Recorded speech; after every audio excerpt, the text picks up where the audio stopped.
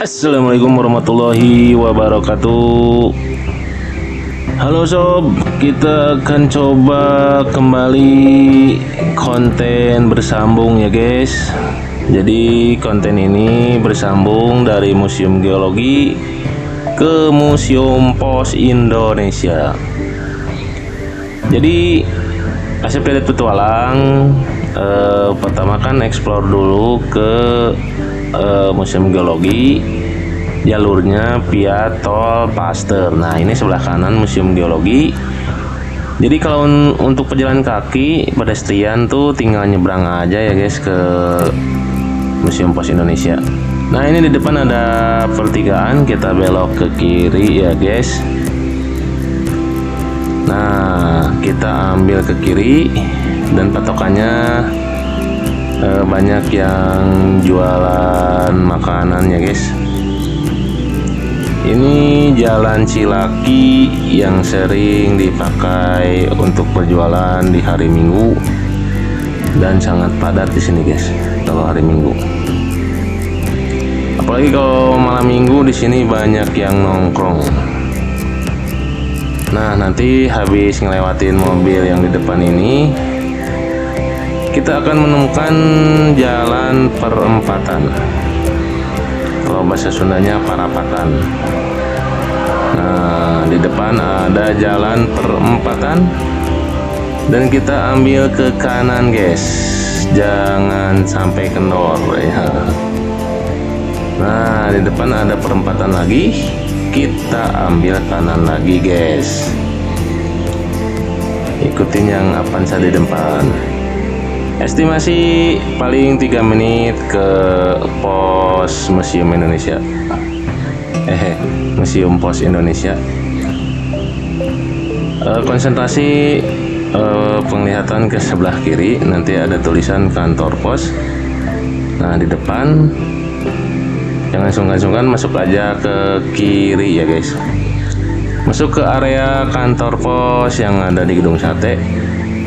Nah ini, dan untuk motor itu ada di pojok sebelah kiri itu khusus motor, dan sebelah kanan ini khusus yang membawa kendaraan roda 4 ya guys. Oke guys, nanti lanjut.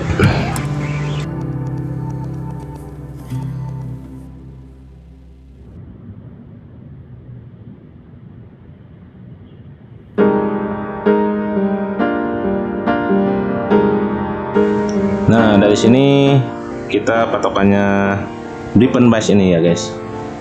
Ini dari parkiran motor langsung aja masuk, lurus aja ke depan guys. Jadi kita ambil jalan lurus terus, nanti di depan ada belokan ke kanan, dan nanti di depannya lagi ada belokan ke kanan lagi guys. Jadi membentuk letter U gitu guys. Nah ini dari sini jalan lurus aja, jalan santai ya guys, sambil ambil foto suasana mistis ini guys. Sedikit mistis ini tempatnya guys. Nah setelah membentuk letter U, di depan ini kan ada tangga. Nah, kita konsen aja ke sebelah kanan, situ ada tulisan Museum Pos Indonesia guys. Jadi di sini gerbangnya, gerbang masuk dari Museum Pos Indonesia. Nah ini permukaan depannya ya guys. Nanti kita lanjut guys.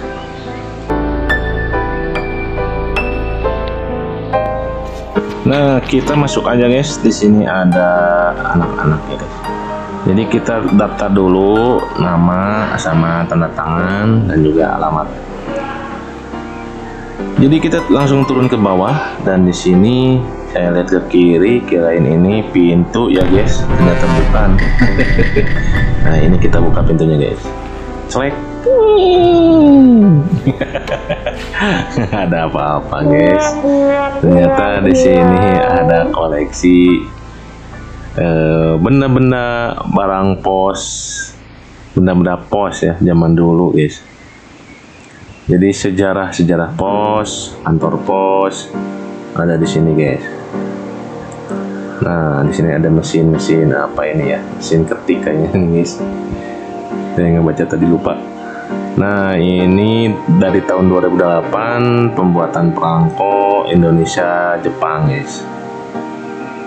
Nah, jadi di sini terdapat perangko-perangko dari tahun 2008 sampai 2014, guys. Jadi 2015 ada lagi. Nah, ini tinggal dibaca aja ya, guys. Soalnya kalau saya dibaca ini copyright, guys. Nah, tahun 96 sampai ke tahun berapa itu ada di sini. 2016 Indonesia sama Thailand. 2019 ASEAN. Nah, di sini terdapat beraneka ragam bentuk perangko, guys. Nah, busana nasional, baca ya, guys.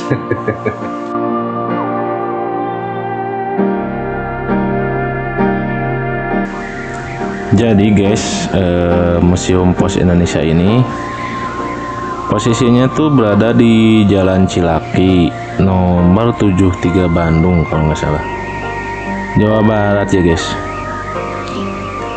Jadi museum bersejarah ini berdirinya sudah sejak lama ya guys. Jadi zaman-zaman Hindia Belanda gitu guys. Tepatnya itu sekitar tahun 1933. Wah, sama dengan Persib ya guys. 1933. Jadi awalnya bangunan yang didesain, jadi yang di arsiteki oleh duo arsitek itu ya guys dari Belanda. Itu siapa itu ya? J. Berger gitu. J. Berger, bukan burger ya guys. J. Berger dan Let's Keboudins. Let's Keboudins. Kayak pemain bola ya guys. Jadi ini bernama dulunya itu pos telegraf atau apa ya itu? Pos telegraf dan telepon kalau nggak salah ya guys.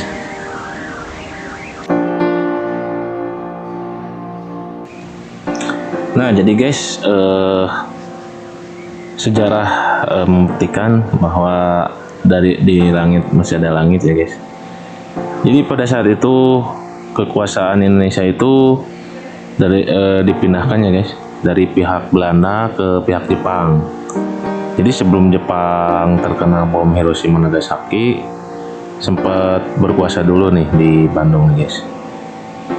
Jadi Museum Pos Indonesia ini sama koleksinya, sama benda-benda pos yang di dalamnya. Jadi guys, barang-barangnya tuh kotor ya guys, kotor-kotor. Jadi nggak, istilahnya mah nggak kerawat gitu loh. Jadi pada rusak gitu.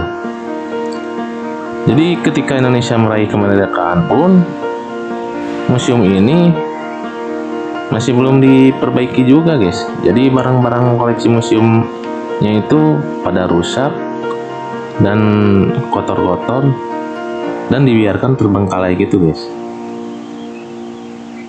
Jadi mungkin kan pada saat itu ya nggak keburu kali ya guys. Soalnya untuk memerdekakan negara itu bukan hal yang gampang ya guys. Ya, ini di sini ada benda-benda yang udah lama dan udah dibersihin kayaknya ini guys.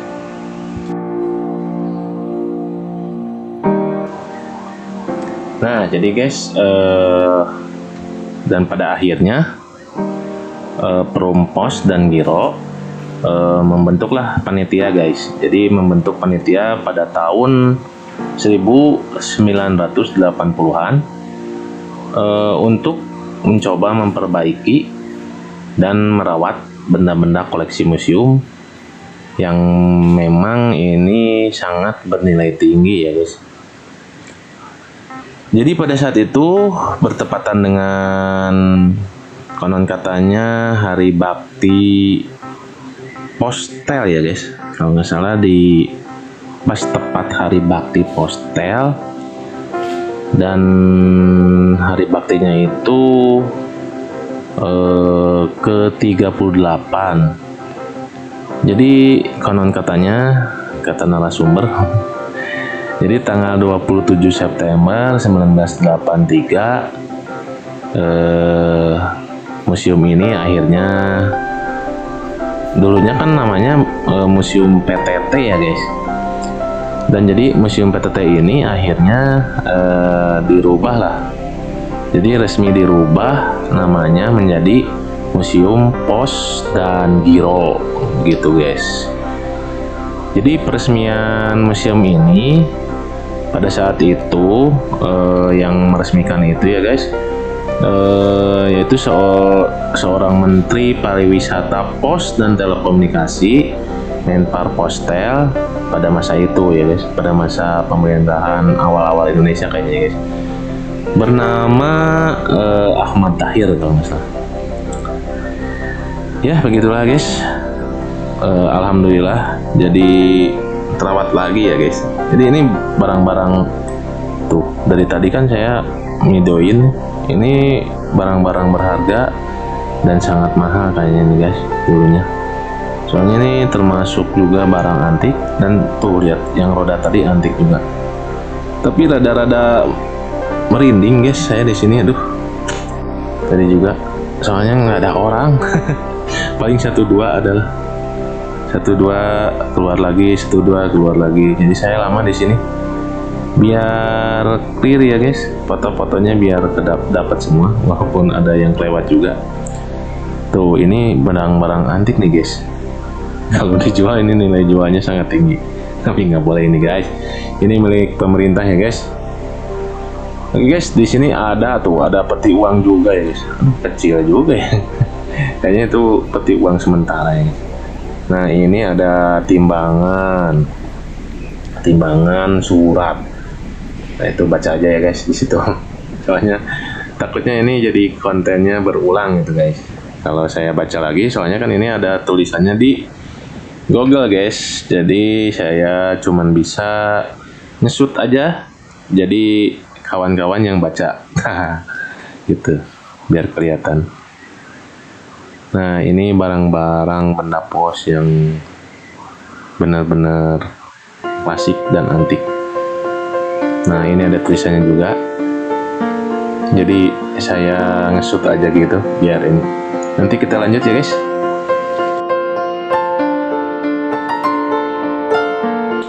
Nah ini juga guys ada peti pos ya guys. Jadi ini peti pos yang lumayan antik juga ini guys. Jadi udah lama banget, dan emang ini benda-benda bersejarah dan harus dijaga ya guys, biar bisa menjadi salah satu edukasi buat penerus kita nanti di masa depan. Jadi bahwa dulu ada sebuah komunikasi yang sudah canggih ya guys. Ya walaupun sekarang ini udah zaman sangat super canggih guys, tapi cikal bakalnya dari sini juga. Nah di sini ada motor-motor dan sepeda-sepeda yang sering dipakai oleh para pekerja kantor pos ya guys. Jadi yang ngirim-ngirim surat, ada yang pakai sepeda ontel, ada yang pakai motor juga tadi. Jadi ini sejarah guys. Saya pernah masuk ke zaman ini dulu. Masih ada yang ngirim pos surat pakai sepeda. Nah di sini ruangan untuk perangko ya guys. Perangko gitu. Jadi kalau disebut apa ya, hobi atau pengkoleksi itu disebutnya itu filateli dulu ya guys. Jadi di museum ini ada sebuah koleksi perangko atau filateli guys. Jadi tempatnya ini mempunyai ribuan koleksi perangko dari segala penjuru dunia guys. Jadi koleksi yang ditampilkan di museum ini bukan hanya perangko aja ya guys. Jadi ada seperti alat-alat yang tadi ya guys, seperti sepeda juga ada. Dan emang di sini ruangan khusus perangko di sini ya guys. Nah ini dia, wow, perangko-perangkonya banyak. Ini zaman Pak Insinyur Soekarno ya guys, presiden pertama kita. Dan ini perangko zaman presiden kedua kita ya guys, Insinyur Soeharto. Nah, oh, gagah ya guys. Pak Soeharto masih muda itu guys. Nah, ini dia guys. Ada koleksi uangnya juga guys. Itu berapa tuh? 50.000. Wah, mantap guys. Tapi bener saya di sini, aduh, merinding. Ada orang itu juga satu persatu masuk. Cuman kebanyakannya tadi kosong ini tempatnya. Nah ini di sini juga ada museum rekornya juga gitu ya guys. Jadi perangko pertama di sini ada mendapatkan rekor muri ya guys. Nah di sini juga ada rekor muri perangko pertama dengan bahan kulit gunungan katanya guys. Saya juga nggak ngerti ya itu, cari aja lah di Google. Di situ bisa dicari. Nah ini dia Ibu Tin ada guys, istrinya presiden kedua kita. Nah ini ada koleksi itu ada Bung Hatta guys, ada Bung Hatta. Woi foto real Bung Hatta guys. Nah ini itu lemari-lemari yang menyimpan berbagai perangko ya guys. Yang disebut filateli ini kayaknya ya guys.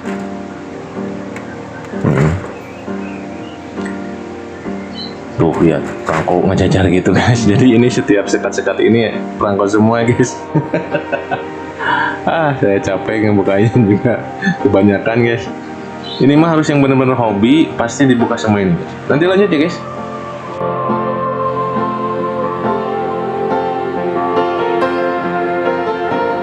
Tuh guys, rada ngeblur.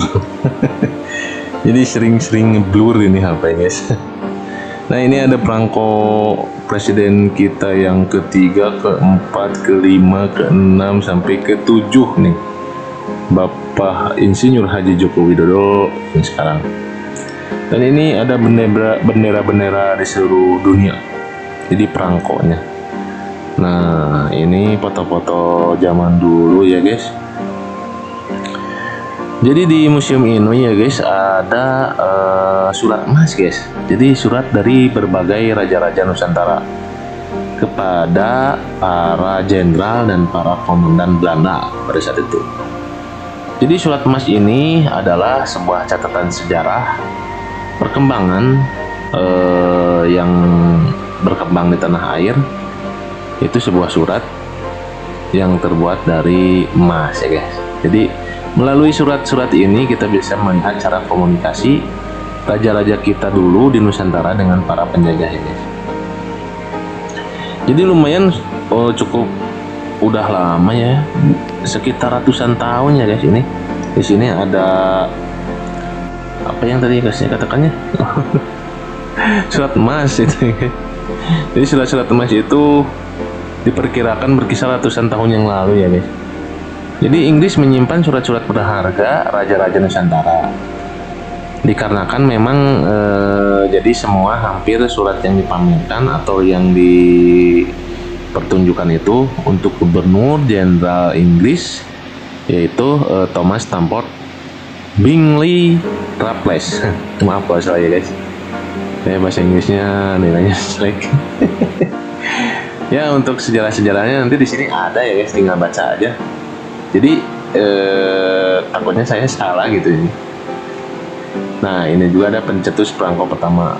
Tinggal baca di sini ada dari atas ke bawah. Ini sejarahnya dan ini kisah pos zaman kuno. Jadi ada juga Mesir. Jadi Firaun dulu sering kirim pos guys. Aduh, ini dinasti Chow guys. Nah di zaman kerajaan Persia juga ada guys yang pakai itu tekli ya, yang pakai burung merpati itu kayaknya ya guys. Nah ini dia ada cara-caranya. Di sini tinggal baca aja lah ya. Nah ini pendiri Universal Postal Union Hendrik von Stephan, guys. Dari tahun 1831 sampai 1897. Nah, ini tinggal baca lagi, guys. Budayakan membaca ya, guys. Aduh, apalagi ini, guys. Wah, saya ini jadi kayak sekolah lagi ya, guys. Nah, ini saya screenshot semua biar nanti takutnya ada yang nyari-nyari buat pembelajarannya, guys. Ada di sini. Nah, ini negara anggota UPU. Tapi saya tadi ngebaca UPU itu apa ya, guys? Aduh, lupa tadi nggak kebaca. Tapi di sini ada yang unik nih, ada perangko dari Arab, dari Irak. Ternyata ada di sana ya, guys. Perangko-perangko itu sedunia ternyata. Unik-unik. Perangkonya sesuai dengan negaranya masing-masing. Nah, ini dia nih, guys. Perangko dari Arab nih, guys. Nah, Arab Saudi Arabia.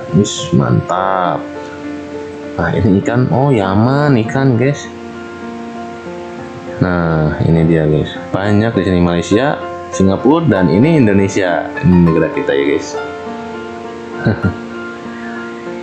Nah, sebelah kanan ini adalah perangko pertama ya, guys.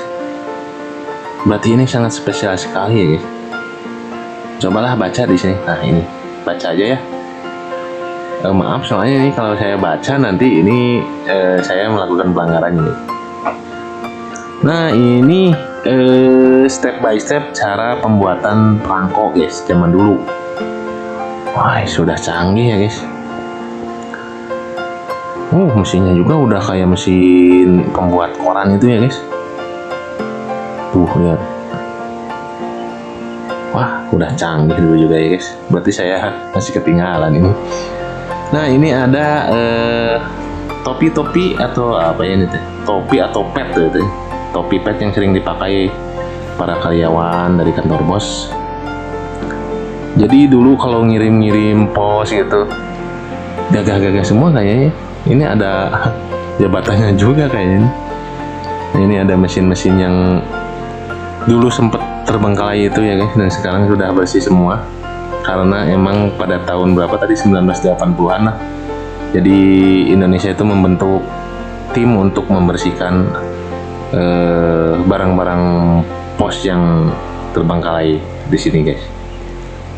Jadi emang perang dunia itu, aduh, benar-benar masa penjajahan itu bukan main ya, guys. Nggak bisa kita bayangkan perjuangan para pejuang kita, para sesepuh. Ketir, guys. Jadi kita harus benar-benar berterima kasih kepada jasa para pahlawan yang memang benar-benar berjuang demi nusa dan bangsa dan mengorbankan nyawa mereka hanya untuk kita ya, guys, untuk penerus negara ini. Dan kita jangan sia-siakan di sini ya, guys. Kita harus serius membangun negeri ini menuju yang lebih baik dan menjadi negara yang maju ya, guys.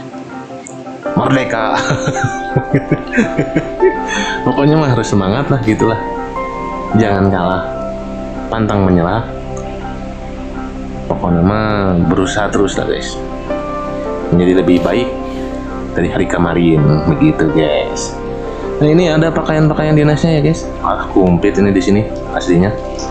Tapi tahu nggak, saya masuk ke sini tuh gratis, guys. Jadi tanpa bayar apapun, cuman mengisi biodata. Terus kita ngikutin IG-nya. Kalau ada kuota, kebetulan saya nggak ada kuotanya, dari tadi saya udah minta izin nggak ada kuota. Nah, udah semua ya, guys. Jadi kita tinggal keluar. Udah habis semua yang saya liput. Saya kelelahan. Soalnya saya 2 tempat ini ya, guys, sama Museum Geologi tadi. Nah, ini jalur keluar ya, guys. Jadi beda ya, guys, jalur keluarnya. Nggak sama yang tadi, itu gerbang masuk tadi. Tapi di sini juga ada sisa-sisa tentang kantor pos yang ada di Indonesia tuh. Tahun-tahunnya ada. Jadi awal-awal terbentuknya, ada yang lebih besar itu, guys. Ternyata emang kantor pos tuh spesial kayaknya dulu ya, guys. Ya emang spesial lah. Soalnya kan ada pengiriman barang, data semuanya melalui kantor pos. Wah, Emang best lah. Nah, di sini ada ya, tinggal baca tahun-tahunnya dan meninggalnya juga ada tuh guys. Komplit di sini guys. Nah, ini dia. Nah, ini profil Museum Pos Indonesia. Jadi kalian bisa baca dari atas ke bawah. Kalau yang suka membaca ya, kalau yang nggak suka membaca pasti paling 2 paragraf ini udah ke bawah nggak dibaca. Seperti saya. Nah, ini ada info-info tentang Museum Pos Bandung ini. Nah, sekarang saya keluar dan udah habis kontak saya di dalam. Kita kunci dulu ya guys, soalnya berbahaya.